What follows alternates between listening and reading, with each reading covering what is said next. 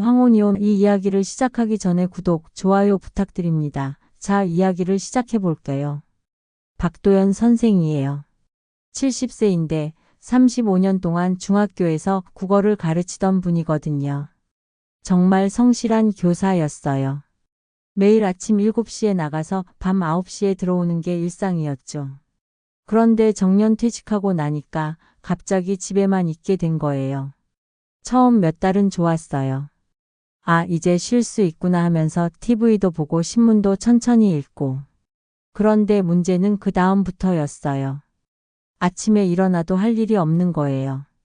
아내 영숙 씨가 아침상을 차려주면 고맙다고 하긴 하는데 뭔가 어색한 거죠. 영숙 씨도 마찬가지였어요. 67세인데 평생 남편 뒷바라지만 했거든요. 시부모님 모시고 아이 셋 키우고 남편 교직 생활 뒷받침하느라 자기 인생이 없었던 거예요. 그런데 남편이 매일 집에 있으니까 답답한 거예요. 여보, 설거지 좀 해줄래요? 아, 그게 어떻게 하는지 잘 모르겠는데. 35년 동안 집안일은 모두 아내가 했거든요. 도연 씨는 정말 설거지조차 어려워했어요. 빨래는 어떻게 돌리는지, 청소기는 어디에 있는지도 몰랐죠. 그러던 어느 날 영숙 씨가 터진 거예요. 당신 이제 좀 배우세요. 나도 내가 하고 싶은 일이 있다고요. 영숙 씨는 젊을 때부터 꿈꿨던 게 있었어요. 동네 노인정에서 봉사활동을 하고 싶었고 친구들과 여행도 가고 싶었거든요. 그런데 남편이 집에서 밥 언제 줄 거야? 양말이 어디 있지? 하면서 자꾸 불러대니까 나갈 수가 없는 거예요. 40년 넘게 당신만 챙겼는데 이제 나도 내 인생 좀 살면 안 돼요. 도연 씨는 당황했어요.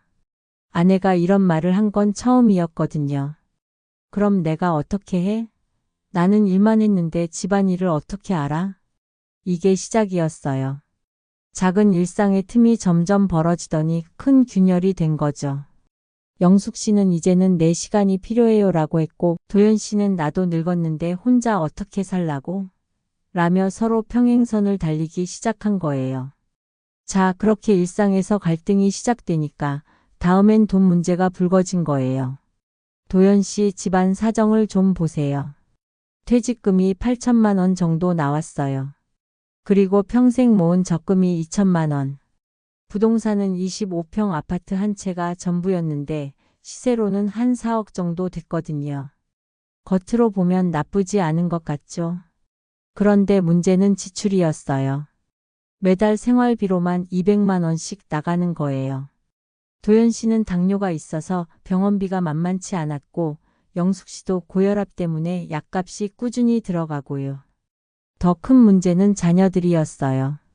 큰아들은 결혼하면서 전세 자금을 달라고 했고 둘째 딸은 남편 사업이 어려워져서 생활비를 보태달라고 하고 막내 아들은 아직 대학원생이라 등록금을 대주고 있었거든요. 아버지, 죄송하지만 이번 달만. 자식들이 이러면 도연 씨가 못 들은 척할 수가 있나요? 한 달에 자녀 지원비만 100만 원씩 나가니까 저축은커녕 매달 적자였어요. 그러던 어느 날 영숙 씨가 가계부를 보더니 깜짝 놀란 거예요.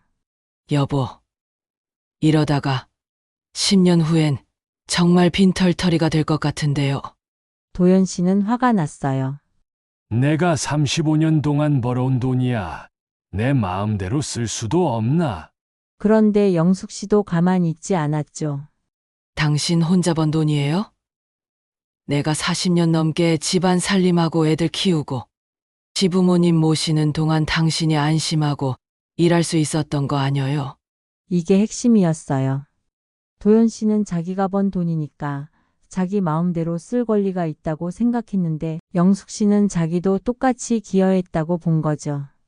나는 월급 한 푼 못 벌었지만 당신이 벌 수 있게 뒷받침한 게 나예요. 그러면서 영숙 씨가 계산기를 두드리더니 이런 말을 한 거예요. 만약에 우리가 집안일 도우미 쓰고 애들 키우는 비용 따로 주고 시부모님 간병인 쓰고 했으면 40년 동안 얼마나 들어갔을 것 같아요? 영숙 씨 말이 틀린 건 아니었어요. 실제로 계산해 보니까 어마어마한 금액이었거든요. 결국 두 사람은 서로 자기가 더 희생했다, 더 기여했다며 팽팽히 맞선 거예요. 줄어가는 통장 잔고를 보면서 미래에 대한 불안은 커졌고 서로에 대한 원망도 깊어진 거죠. 결국 두 사람은 법원까지 가게 됐어요. 처음엔 우리끼리 조용히 끝내자고 했는데 재산 분할 문제에서 서로 한 치도 물러서지 않으니까 변호사를 선임할 수밖에 없었던 거죠. 법정에서 도연 씨 변호사가 이렇게 주장했어요. 의뢰인은 35년간 성실히 근무하며 모든 재산을 형성했습니다. 교직에 몸담으면서 사회에 기여한 바도 큽니다. 도연 씨도 증인석에서 목소리를 높였어요. 저는 새벽 6시에 일어나서 밤 10시에 들어오는 생활을 35년간 했습니다. 주말에도 학교 행사 때문에 나갔고 방학 때도 연수 받으러 다녔어요. 이 모든 재산은 제가 번 돈으로 만든 겁니다. 그런데 영숙 씨 변호사의 반박이 만만치 않았어요. 판사님, 전업주부의 가사노동은 경제적 가치로 충분히 평가받을 수 있습니다. 육아, 가사, 간병 등의 노동을 시장 가격으로 환산하면 연간 2천만 원 이상의 가치가 있습니다. 영숙 씨도 차분하게 자신의 이야기를 했어요. 저는 새벽 5시에 일어나서 밤 11시에 잠들었습니다. 남편이 학교에서 일할 동안 저는 집에서 일했어요. 시어머니가 치매로 10년간 누워 계실 때도 제가 간병했고 아이들 학원 뒷바라지, 남편 수업 준비물까지 챙겨드렸어요. 변호사가 준비한 자료가 압권이었어요. 육아도우미 비용, 가사도우미 비용, 간병인 비용, 심지어 남편의 정신적 지원까지 계산해서 40년간 총 8억 원 상당의 노동을 했다는 거예요. 판사도 고개를 끄덕이더라고요. 혼인 기간 동안 한쪽은 경제활동을, 다른 한쪽은 가사와 육아를 분담한 것으로 보이는군요. 도연 씨는 당황했어요. 법정에서도 아내의 기여도가 인정받는다는 게 믿어지지 않았거든요. 평생 내가 돈을 버니까 내가 가장이다라고 생각하고 살았는데 법적으로는 그게 아니었던 거예요. 40년 넘게 시부모님을 모시고 아이 셋을 키웠습니다. 남편이 교직에 전념할 수 있었던 것도 제가 뒷바라지했기 때문이에요. 영숙 씨의 증언을 들으면서 법정 안이 숙연해졌어요. 그동안 당연하다고 여겨졌던 것들이 사실은 엄청난 희생과 헌신이었다는 게 드러난 거죠.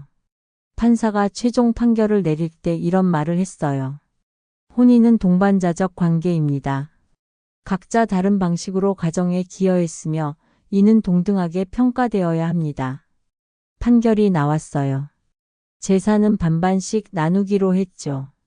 아파트는 팔아서 2억씩 나누고 예금도 절반씩. 숫자로 보면 간단해 보이는데 실제로는 그게 아니었어요. 영숙 씨가 아파트를 비워내는 날 40년 넘게 살던 집을 정리하면서 하나하나 추억이 떠오르는 거예요. 신혼 때 둘이 함께 고른 찬장, 첫째 아이가 태어났을 때 산 아기 침대, 도연 씨 승진 기념으로 바꾼 소파. 이걸 어떻게 반으로 나누지? 단순히 돈으로 계산할 수 있는 게 아니었어요. 큰아들 초등학교 입학식 사진, 둘째 딸 결혼식 때 찍은 가족 사진, 막내가 대학 합격했을 때 함께 울며 기뻐했던 기억들. 도연 씨도 마찬가지였어요. 서재를 정리하면서 35년간 모은 교육 자료들을 보니 가슴이 막혔어요. 첫 담임을 맡았을 때 아이들이 써준 감사 편지, 퇴임식 때 받은 꽃다발, 그동안 길러낸 제자들 소식. 내 인생이 다 여기 있는데. 두 사람 다 깨달은 거예요. 재산 분할은 단순히 돈을 나누는 게 아니라 인생을 반으로 갈라놓는 일이라는 걸. 영숙 씨는 새 원룸에 들어가면서 눈물을 흘렸어요. 40년 넘게 키운 화분들도 다 두고 와야 했거든요. 내가 정말 이러려고 결혼했나? 하는 생각이 들더라고요. 도연 씨도 혼자 사는 게 이렇게 막막할 줄 몰랐어요. 저녁을 차려 먹는 것부터가 일이었거든요. 편의점 도시락으로 때우다 보니 몸무게가 확 빠졌어요. 가장 힘든 건 자식들 반응이었어요. 큰아들이 전화를 걸어왔을 때요. 아버지, 어머니, 정말 이렇게 해야 돼요. 우리가 뭐라고 하겠어요. 막내딸은 아예 울면서 매달렸어요.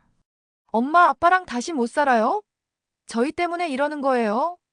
자식들 앞에서는 두 사람 다 씩씩한 척했지만 혼자 있을 때는 후회가 밀려오는 거예요. 정말 이게 맞나? 나이 들어서 이럴 필요가 있었나? 그런데도 되돌릴 수는 없었어요. 이미 너무 많은 말을 해버렸거든요. 서로에 대한 원망이 너무 깊어져서 다시 같은 지붕 밑에서 살기는 어려운 상황이 된 거죠. 두 사람 모두 자유를 얻었지만 동시에 무거운 외로움도 안게 된 거예요. 이혼 후 6개월이 지났어요. 영숙 씨는 15평 원룸에서 혼자 지내면서 정말 처음으로 내 시간이라는 걸 갖게 됐어요. 아침에 일어나서 알람시계 소리에 쫓기지 않아도 되고 누구 눈치 볼 필요 없이 커피 한 잔 천천히 마시면서 창밖을 바라볼 수 있게 된 거죠. 처음엔 정말 신기했어요. 오전 10시에 일어나도 아무도 뭐라고 안 하고 점심을 굶어도 밥 안 먹어? 하고 잔소리하는 사람도 없고 70년 인생에서 처음 맛보는 자유였어요. 하고 싶었던 일들을 하나씩 시작했어요. 동네 도서관에서 하는 독서 모임에 나가기 시작했는데 40년 만에 책을 제대로 읽어보니까 이런 재미가 있었구나 싶더라고요. 같은 또래 여성들과 소설 이야기, 에세이 이야기를 나누는 게 정말 즐거웠어요. 영숙 씨 책 읽는 목소리가 참 좋네요. 다음엔 낭독회에서 발표해 보시면 어때요? 사람들이 영숙 씨를 인정해주고 칭찬해주니까 가슴이 뿌듯했어요. 집에서는 밥 태웠네, 김치가 짜네 이런 소리만 들었는데 바깥에서는 목소리가 좋다, 책 읽기를 잘한다 하면서 인정받는 거죠. 친구들과 여행도 다녀왔어요. 제주도 2박 3일 여행이었는데 결혼 후 처음으로 남편 걱정, 가족 걱정 없이 떠난 여행이었어요. 바다를 보면서 아, 정말 이런 게 자유구나 했죠. 동네 노인정에서 봉사활동도 시작했어요. 영숙 씨는 손재주가 좋아서 어르신들께 뜨개질을 가르쳐 드렸는데 생각보다 보람 있었어요. 치매로 말도 제대로 못하시던 할머니가 뜨개질 바늘을 쥐고 한 코 한 코 뜨는 걸 보면서 같이 기뻐했거든요. 영숙 씨 덕분에 손자 목도리 떠줄 수 있겠어요. 정말 고마워요, 우리 영숙 선생님. 이런 말을 들을 때마다 살아있다는 기분이 들었어요. 집에서는 당연하다고 여겨졌던 일들이 밖에서는 이렇게 인정받는 거죠. 도연 씨도 나름대로 새로운 삶에 적응해 가고 있었어요. 처음 2개월은 정말 엉망이었어요. 설거지는 제대로 안 돼서 그릇에 기름때가 그대로 남아있고 빨래는 빨간 양말을 하얀 옷과 같이 돌려서 온통 분홍색이 되고 70살에 이런 걸 다 배워야 한다니 막막했어요. 그런데 요즘 젊은 사람들은 정말 대단하더라고요. 유튜브라는 게 있어서 뭐든 배울 수 있었어요. 초보자를 위한 김치찌개 끓이기, 셔츠 다리는 법, 화장실 청소하는 법. 검색하면 다 나오는 거예요. 아, 이런 것도 재미있네. 처음엔 서툴렀지만 하다 보니까 할만했어요. 자기가 직접 끓인 김치찌개가 맛있게 됐을 때는 정말 뿌듯했거든요. 영숙 씨가 해주던 게 당연한 줄 알았는데 직접 해보니까 이게 얼마나 손이 많이 가는 일인지 알겠더라고요. 혼자 사니까 시간도 많고 해서 그동안 미뤄뒀던 독서도 하고 옛날 제자들과 연락도 하고 새로운 취미도 찾았어요. 동네 바둑 동호회에 나가면서 친구들도 생겼죠. 선생님, 바둑 두시면서 많이 밝아지셨네요. 처음 오셨을 때는 얼굴이 많이 어두우셨는데 그런 소리를 들으니까 기분이 좋았어요. 자기도 모르게 우울해져 있었나 보더라고요. 그런데 문제는 돈이었어요. 영숙 씨는 재산 분할로 받은 2억 5천만 원으로 원룸을 사고 나니까 생활비가 정말 빠듯했어요. 국민연금이 월 45만 원, 기초연금이 월 32만 원에서 총 77만 원이 들어왔는데 관리비 12만 원, 공과금 8만 원, 통신비 4만 원, 보험료 15만 원. 고정비만 해도 39만 원이었어요. 남는 38만 원으로 식비, 의료비, 교통비, 기타 생활비를 다 해결해야 하는 거예요. 병원 한 번 가면 10만 원은 나가고 독서 모임 회비, 여행비 등등 하다 보면 정말 빠듯했어요. 이 돈으로 앞으로 20년을 어떻게 살지? 밤에 혼자 계산기를 두드려 보면 막막했어요. 지금도 빠듯한데 나이가 더 들어서 몸이 아프기 시작하면 어떡하지? 도연 씨는 교직원 연금 때문에 영숙 씨보다는 형편이 나았어요. 월 140만 원 정도 들어왔거든요. 그래도 예전처럼 자식들 도와주기는 어려웠어요. 둘이 살 때는 한 집에서 나가는 돈이었는데 이제는 혼자 사는 비용이 훨씬 많이 들어가더라고요. 더 큰 문제는 건강에 있어요. 어느 날 밤에 영숙 씨가 갑자기 가슴이 답답해져서 119를 불렀어요. 응급실에 실려가서 여러 검사를 받았는데 다행히 큰 이상은 없었어요. 그런데 병원 직원이 보호자 연락처 주세요 하는데 쓸 번호가 없는 거예요. 보호자는 저 혼자예요. 그 말을 하는 순간 정말 막막했다고 하더라고요. 40년 넘게 가족이 있었는데 갑자기 혼자가 되니까 이런 상황에서 의지할 사람이 없더라는 거예요. 도연 씨도 비슷한 일을 겪었어요. 계단에서 발을 헛디뎌 넘어져서 발목을 삐끗했는데 병원에서 며칠간 절대 안정하세요라고 하는 거예요. 그런데 집에서 돌봐줄 사람이 없으니까 라면도 끓이기 힘들고 화장실 가는 것도 힘들고 아, 혼자 늙어가는 게 이렇게 힘든 일이구나. 두 사람 다 깨달았어요. 자유와 불안은 정말 동전의 양면 같다는 걸. 원하던 자유는 얻었지만 나이 들어서 혼자 사는 게 이렇게 무서울 줄은 몰랐던 거죠. 그래도 돌아갈 수는 없었어요. 각자 새로운 삶의 패턴이 생겼고 나름대로 적응해가고 있었거든요. 영숙 씨는 힘들어도 내가 선택한 길이야. 내 인생을 내가 책임지는 거야 라고 했고 도연 씨도 이제 와서 후회해도 소용없어. 남은 인생이라도 당당하게 살아보자라며 새로운 인생에 적응해가고 있어요. 황혼의 이혼 참 복잡한 일이에요. 자유를 얻었지만 동시에 외로움도 안게 되고 경제적 불안도 커지고 그래도 두 사람 다 각자의 방식으로 새로운 삶을 개척해 나가고 있어요. 인생이 끝난 게 아니라 새로운 챕터가 시작된 거죠.